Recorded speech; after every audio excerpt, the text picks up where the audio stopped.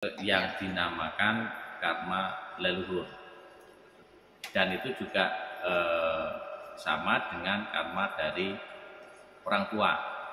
Nah, itu juga bisa terjadi.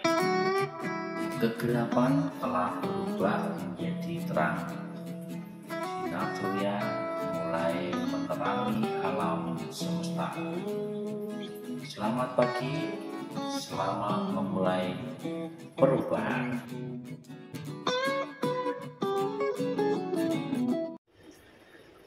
Assalamualaikum warahmatullahi wabarakatuh.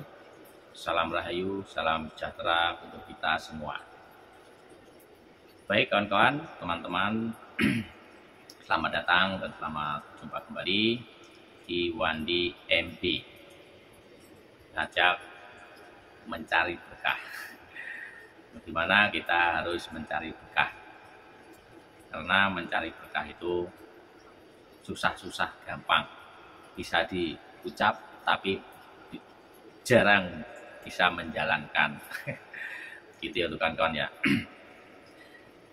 Jadi untuk kali ini berbagi dikit, itu berdasarkan dari kanan kiri kita itu masih banyak yang mengeluhkan nasib selalu tidak beruntung. Nah, ini nih, nggak cuman sedikit, banyak yang selalu mengeluhkan nasib tidak pernah beruntung.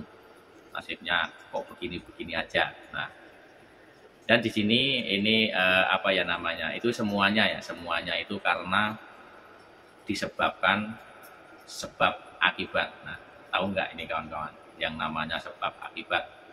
Ada yang bilangnya itu karma. Nah, ini karma ini sampai kapanpun pasti berjalan, yang namanya karma atau sebab akibat. Dan karma ini ada yang namanya karma leluhur, karma orang tua, dan karma sendiri. Nah, ini ada 3 ya. Itu seperti apa? Itu kalau yang dinamakan karma leluhur itu karma dari nenek moyang kita, atau yang namanya dari leluhur kita.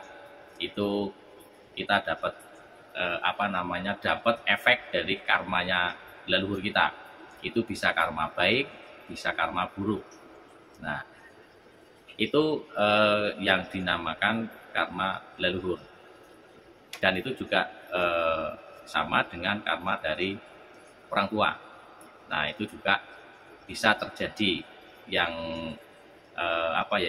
yang kena yang kena ke anak cucu. Nah, itu bisa karma baik, bisa karma buruk. Nah, nanti saya kasih contoh-contohnya. Terus ada yang namanya karma sendiri.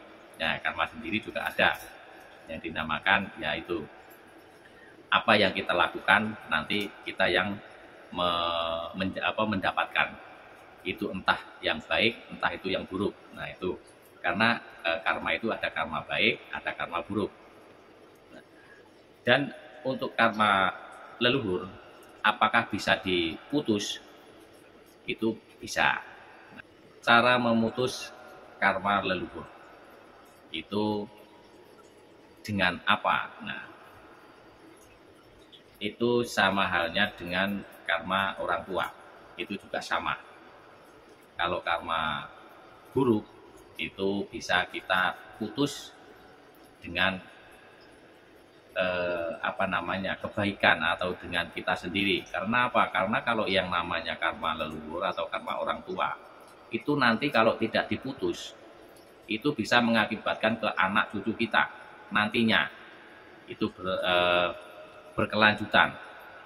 Dengan ciri apa? Kalau yang dibilangnya itu karma dari leluhur atau dari orang tua, itu biasanya terjadi di usia atau anak di usia di bawah di bawah 10 tahun, atau yang sudah belum balik lah, paling enggak gitu, paling sekitar 10 tahun ke bawah.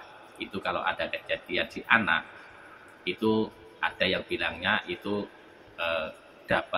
kena karmanya dari orang tua atau dari leluhur. Nah, seperti itu. Itu kalau diputus, itu yang memutus itu dari pihak orang tua. Orang tuanya harus berbuat baik. Dengan apa ya? Kita harus berbuat baik nanti supaya tidak mengenai ke anak-anak kita, anak cucu kita. Itu yang kalau kena di anak di bawah 10 tahun atau sebelum balik. Itu kan ada yang dibilangnya anaknya kok seperti inilah, ada maaf ya, anaknya cacat ataukah anaknya kok tidak seperti yang lain atau seperti yang lain. Nah, itu yang namanya kena karma yang tidak baik atau yang dibilangnya buruk. Itu dari anak di bawah 10 tahun. Itu karma dari orang tua atau dari leluhur. Kalau karma yang baik, itu anaknya ya cerdas, anaknya sehat, anaknya beda dengan yang lain. Nah, itu dapat yang baik. Itu bedanya di situ. Nah, kalau untuk menanggulangi dari karma buruk atau yang dibilang sebab akibat dari orang tua atau dari nenek, itu kan mungkin dari orang tua dulu atau dari kakek nenek dulu, itu tidak tahu yang dilakukan itu seperti apa dan mengakibatkan apa. Yang tidak baik itu terus menurun.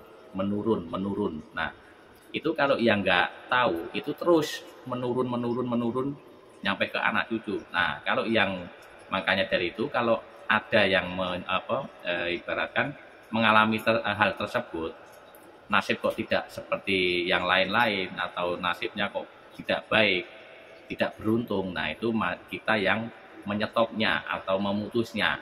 Dengan apa? Ya kita sendiri harus berbuat baik.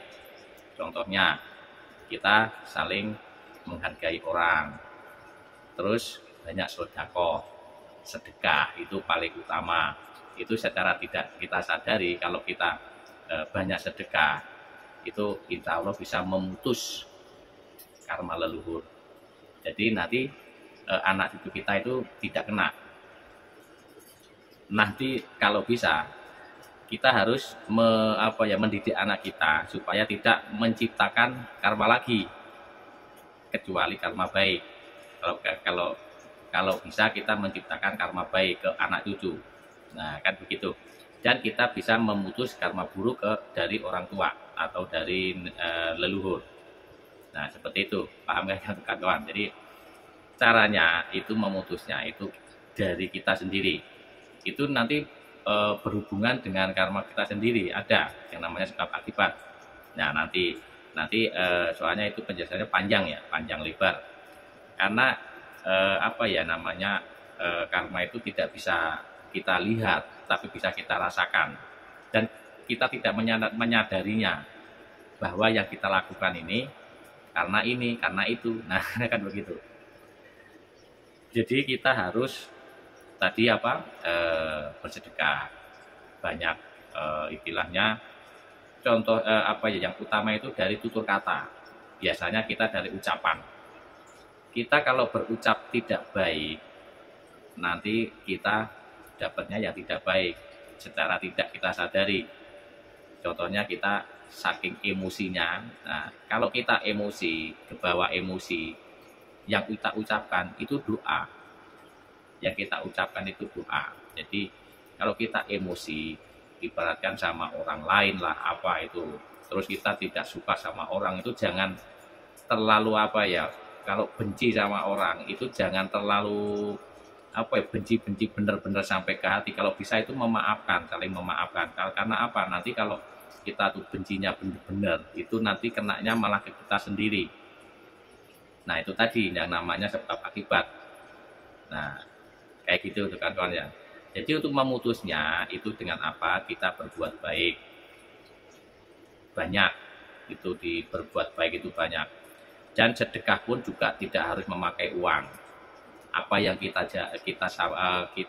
bisa, kita mampu untuk menolong orang, apalagi yang istilahnya yang butuh pertolongan, itu nggak harus pakai uang. Namanya sedekah itu kita pakai tenaga bisa.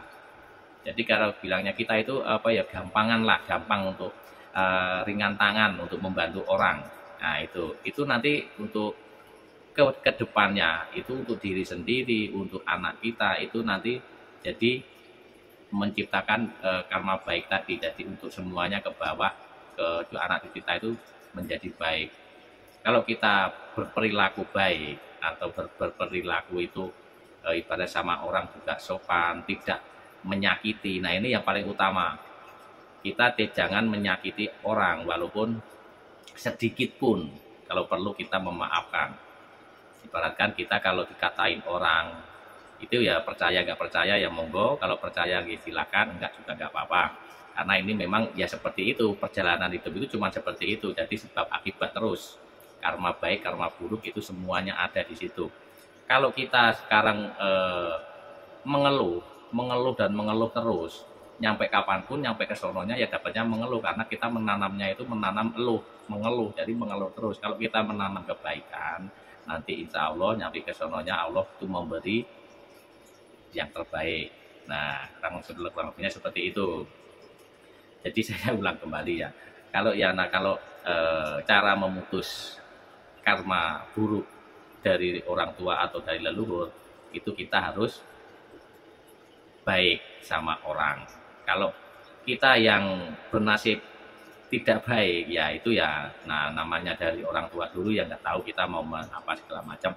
Tapi kita yang menciptakan sendiri, nanti kita bisa menciptakan untuk karma baik, karma buruk tadi dibuang menjadi karma baik untuk menjaga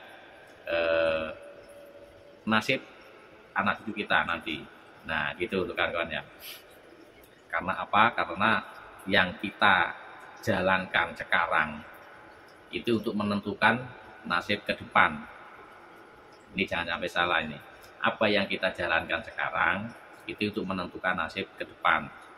Dan yang dijalankan sekarang, yang kita dapat sekarang, itu bagaimana kita lakukan yang kemarin-kemarin, seperti apa. Nah, kalau sekarang ini nasibnya tidak baik, yang kemarinnya kita ngapain? Nah, gitu. Dan terus-menerus begitu. Makanya dari itu kita harus menciptakan karma baik. Supaya apa? Supaya ke depannya anak cucu kita mendapat baik. Kalau kita baik atau tidak menyakiti orang, tidak emosinan, tidak ngatain orang, tidak menyakiti hati orang, dan kita harus baik sama orang, itu nanti yang merasakan itu kita sendiri. Kalau yang punya anak, nanti anaknya jadi pintar, jadi cerdas.